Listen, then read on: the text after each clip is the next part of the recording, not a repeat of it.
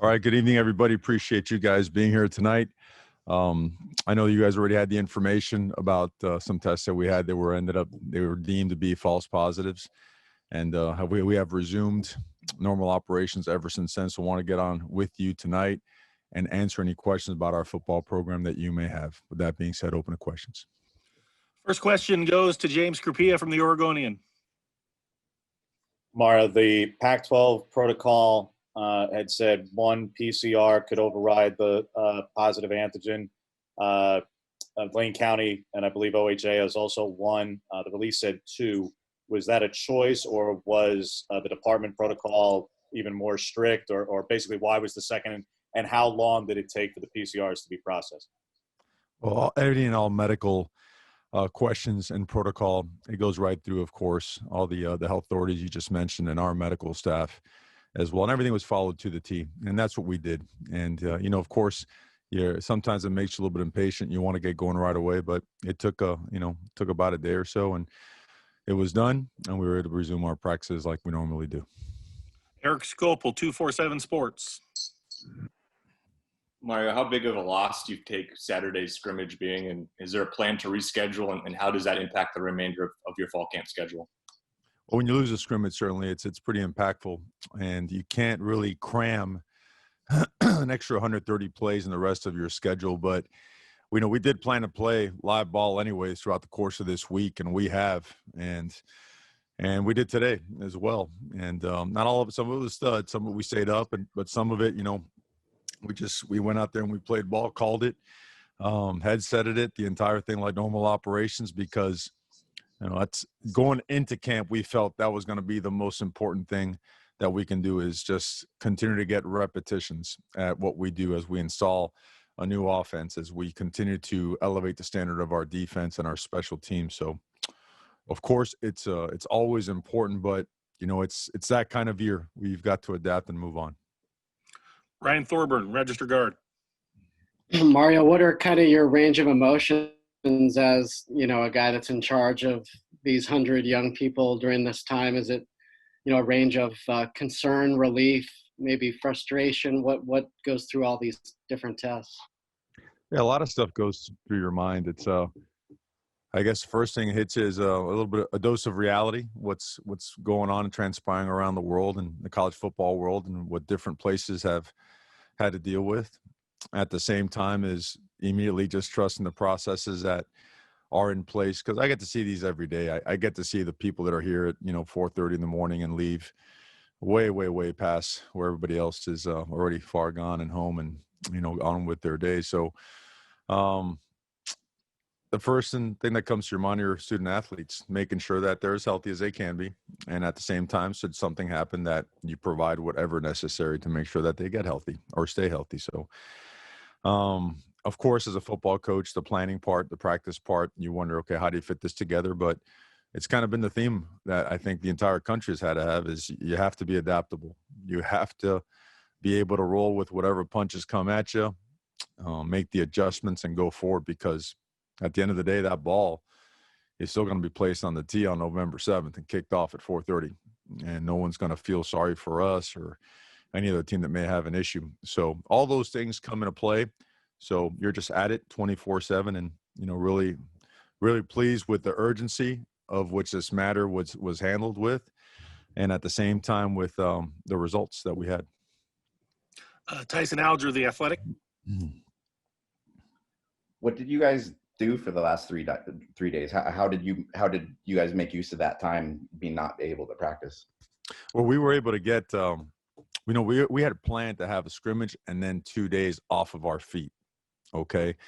So we ended up having 2 days off our feet, and then a very thorough walkthrough last night with the guys that were not waiting for results to come back. So we still made a lot out of it, and in every phase, offense, defense, and special teams, and took the time to really take a deeper dive into our own schematical, I would say, corrections, issues, areas of improvement, jumped into some of the things that we have faced in the past that we may face this year that have given us problems.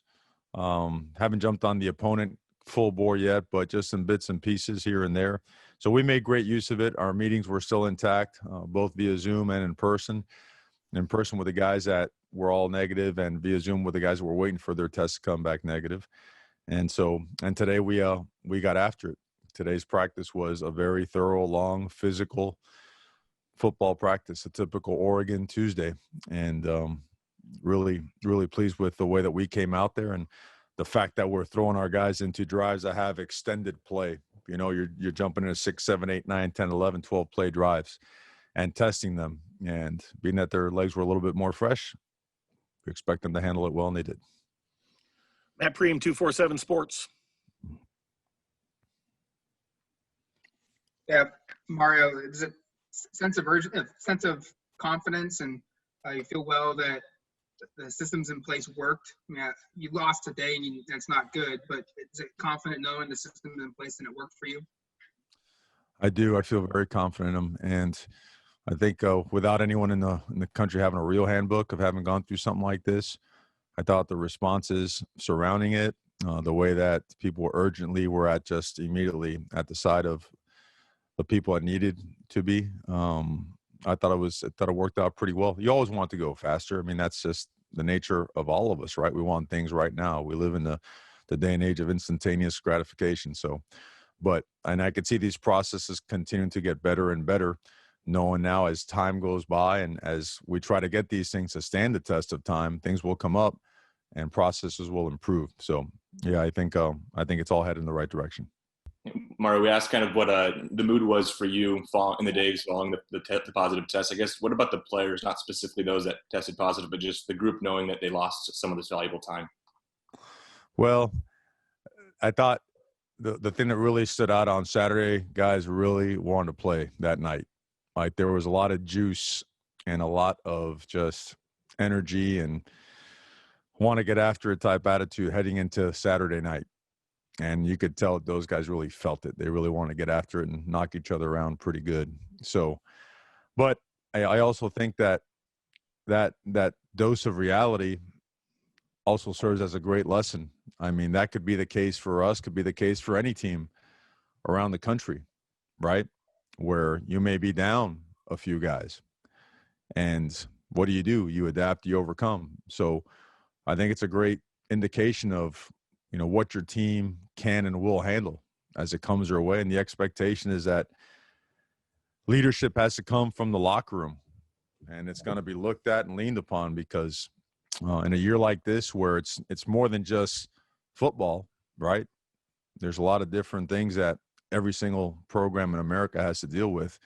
You're going to have guys that are made of the right stuff that can galvanize a place when it goes through something like what we could have had. You know, for us, it was ended up being a fire drill, right? That's what it was. Well, I think, you know, the hair on the back of everybody's neck was like, okay, this may require us to really just turn it up and go the extra mile. So all in all, just a lot of stuff learned through the experience, and grateful that we continue to go forward and progress as normal. Go back to James, the Oregonian. Mario, with the Pac-12 issuing also some additional guidance and clarifying. First part was it's 10 days of isolation if they were confirmed positive versus 14 days if through contact tracing deemed a high-risk contact. That almost seems more punitive. And obviously this question about cooperation and the incentive for a player to cooperate basically with contact tracing if they know they're going to be out even longer than the person who tested positive in the first place.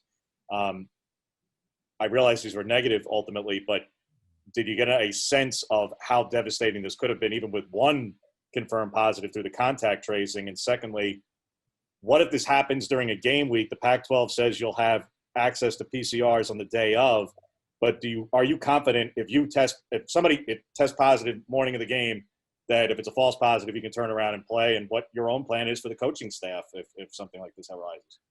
Well, there's a plan for everything, you know, especially the coaching staff. And we've gone through it a bunch of different ways. And, you know, it all depends on what kind of game it is. You know, different games require different guys to carry, sometimes a little bit more than others. So, but we do have a plan for that. A sense of how devastating it could have been. I mean, you lose personnel. We've never built this team to feel devastated. You know, certainly guys felt for the guys that were at the time having to sit out while they awaited the results of the PCR. But I just got to be honest with you, we don't sink into and we don't give into feeling devastated, or we just don't give in. So I hope that answers that question. But I think you had like 14 questions in there. I answered 2 of them or 3. So what was the other one? No, just the confidence that if there was a false positive or a antigen positive on the day of a game, Gotcha. that with access to PCR, that it could be Sure. processed in time to get a player or a coach for that matter. Yeah, on the field clear. I'd love to comment thoroughly on it. I do believe there's a process in place for a rapid results PCR or something that's close to being established in that form. So, you know what I'll do is I'll find out exactly where that is. So next time I get on here with you guys, I'll get you that information. Matt, 247 Sports. The scrimmage, I'm sure, was an important one to figure out who your starting quarterback is. Has that altered your timeline of when you want to announce? Because I understand that you also need to get that guy in a rhythm and a groove with the rest of the first team. What's your status there? You know, the way that we practice, I think being in a rhythm and being in a groove is just part of our normal processes. Naming one, I think that's probably more important for the outside world than it is internally. You know, our guys watch our guys perform. Right now, we have tremendous confidence in 2 guys. You know, Tyler is currently running with the ones. But that being said, Anthony has done and had a great camp, and he is right there pushing and is going to continue to push, and we'll allow him to push. And it's important to mention that Jay Butterfield has done a great job and has really started pushing ahead as a guy that could be counted on, as a guy that's getting, you know, the majority of the third team reps. Eric, 247 Sports. Mario, I know a while ago we asked about Sam Sanu and kind of what his status is, and it's been a couple of weeks since that. I'm curious for an update on kind of where he's at, and also, I guess, Jonah Chalianu. I know you mentioned he was dinged up. Kind of what is the status with those 2? Yeah, you know, I'm giving Samson some space and letting him deal. And I know I'd love to get you that information, but I also want to be respectful to him as he handles some personal business. Jonah's healing up. Jonah got a little bit dinged up, but Jonah will be practicing, I imagine, within the next 3 to 4 days. Brandon Gibson from Rivals. Hey, Coach. Hello. I take it you had the chance to check out the game on Sunday. Could you share your thoughts on Justin Herbert's continued performance? Well, I think everyone on here that has seen him play forever, everyone's super excited and happy, but I don't think anyone's surprised. Not in this camp over here. I mean, I think the part that I enjoy most is people getting to see what kind of a leader and person he is. I think we all knew that they were going to see the magic that he creates when he's on the field as a player.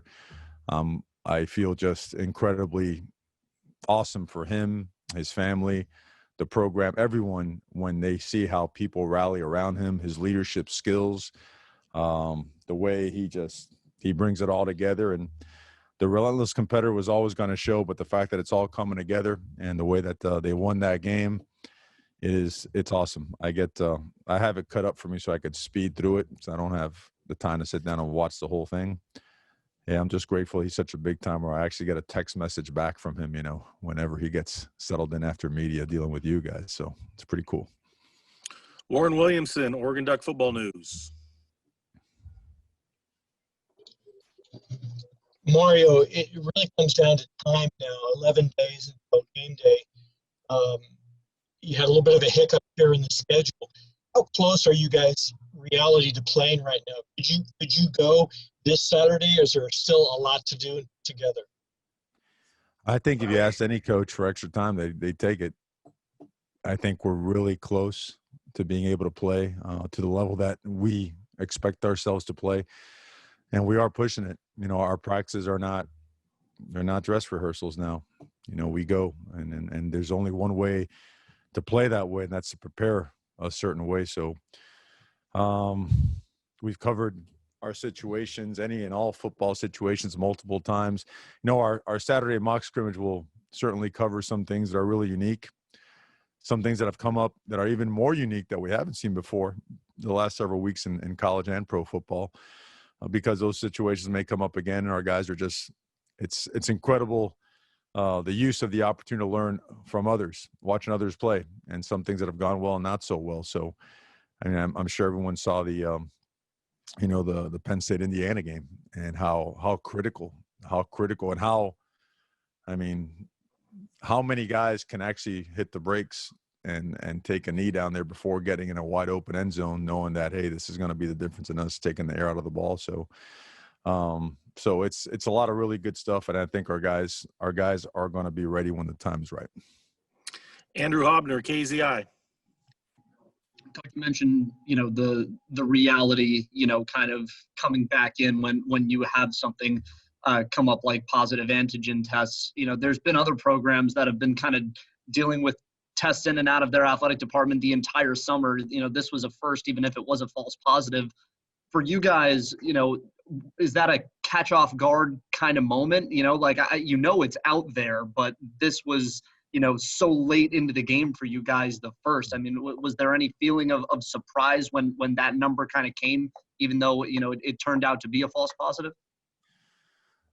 Well, I would say it was a little bit of a surprise just because we haven't had any, and we've been at it for a long, long time now. I mean, it's more than a few thousand tests that we've run through here.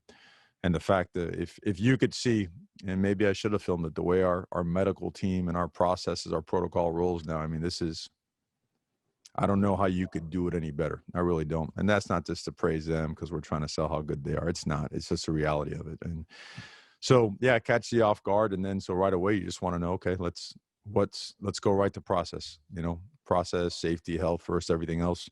And then find out, okay, is this really something that, let's validate it or unvalidate it. And so, fortunately it was unvalidated, and next, Just as a quick follow-up to that, in the meantime, while you're waiting for those PCRs to come back, I mean, is that gear sort of turning in the back of your mind that, these could be false positives, and, maybe reassure yourself of that at that point? The things that go through my mind, we don't have too much time to go through all the things that go through my mind, especially as you're dealing with situations like that. To me, look, we're so into this thing here. The first thing that comes to your mind is, all right, how does it affect your players, their families, your coaches, their families?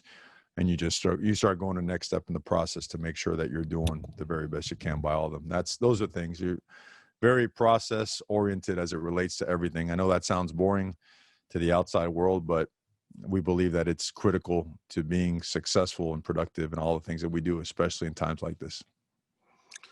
Jerry Thompson, Ducks Illustrated.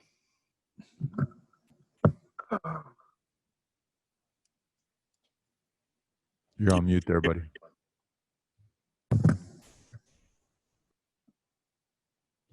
You're still muted. We'll move on to somebody else. James, the Oregonian. On the personnel front, Mario, just some guys that we haven't heard very much of anything about so far. I just wanted to confirm what their status was. Isaac Townsend, Jake Shipley, we just hadn't heard anything so far through camp. And in the photo of the inside linebackers from over, I guess, late last week, I couldn't tell if Isaac, if he was limited in some way or if he just didn't have his jersey on in the photo, assuming that was him behind the mask. What was the status of those three? Man, you're fishing for trouble way too early in this preseason, man. Okay, both Isaac and Jake Shipley are doing extremely well. And Isaac's already been here for a year, so his body has already changed dramatically. He's 255, 260 pounds. And, he is getting some pretty good playing time in there. He started off with the threes, but he's getting worked in there with the twos. And Jake Shipley is developing extremely well. Here's a guy that when he was here in the wintertime, in the fourth quarter program, and during the beginning of spring ball, you could already tell the guy's going to be a really good player. Now with Jordan and with Austin coming back, obviously, the interior of our defensive line has gotten stacked a little bit more than we thought it might have been this year. So he is getting his reps. We think he's going to be a great football player here. Inside linebacker, Isaac is perfectly healthy and having an awesome camp. And all those linebackers are having a great camp. Drew Mathis is having a great camp. The three young guys that you hear so much about, those guys are all just extremely special, explosive, downhill, tough, smart guys, and they're being groomed by a couple of older, hard-nosed, demanding guys that are getting the best out of them. That, and with the tutelage of Coach Wilson, we expect that to be one of the strengths of our football team. Tyson Alger, The Athletic. Nobody in your building is surprised at what Justin's been doing, but if you listen to like talk radio or anything, you would assume he just learned to throw the football like 2 weeks ago. How is his role different in that type of offense versus what you guys have been asking him to do last season? Oh, it's a different offense. Obviously it says it's a completely different offense, and he's excelled in it and done a great job. All hats off to him, hats off to the coaching staff over there with the Chargers. They're doing a great job, and he's certainly excelling. And receivers, tight ends, backs, offensive line, they're all hitting on all cylinders, and they are fun to watch. Last question goes to Eric Scopel, 247 Sports. I know Coach Mirabal was saying last week that Saturday's scrimmage was going to be pretty instructive and kind of finalizing and getting some idea on who those 5 guys would be. Without that scrimmage, is anything coming into clear picture? Do you have an idea of kind of what that's going to look like at all? It's clearing up. It really is. And I think the part that's really exciting is we feel that we have 4 guys that can play tackle and a 5th that could jump out there in an emergency.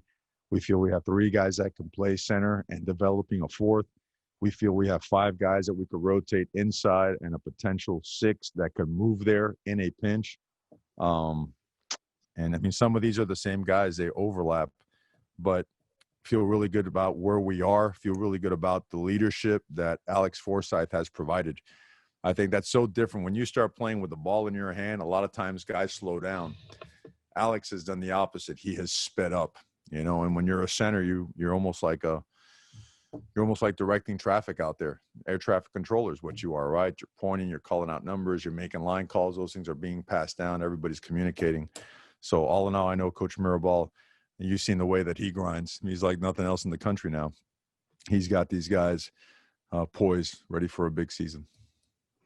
Thank you, Coach. Appreciate your time. All right, guys. Thank you very much. You guys be safe. Have a good night.